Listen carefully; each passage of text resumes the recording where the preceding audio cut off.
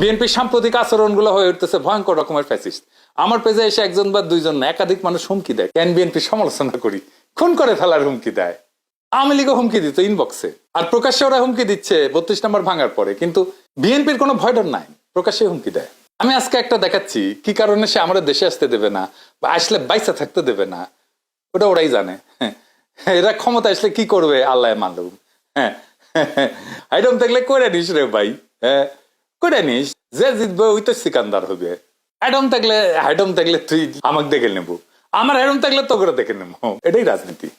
রাজনৈতিক দল তার আশেপাশে বন্ধু রাখে, যারা ঠিক দল করে না কিন্তু একটা লুজ সম্পর্ক থাকে তাদের সাথে। আওয়ামী লীগের কাছে কিন্তু মাস্টার ছিল, সেজন্য আওয়ামী লীগ এতদিন রাজত্ব করতে পারছিল। বিএনপি সবাইরে শত্রু বানায়, এদের কর্মীদের রাজনৈতিক শিক্ষা এতই দুর্বল, এরা যখন দাবরানির উপরে থাকে তখন কেসো হইয়া থাকে, আর যখন ক্ষমতার গন্ধ পায় তখন নেকড়ে হইয়া ওঠে।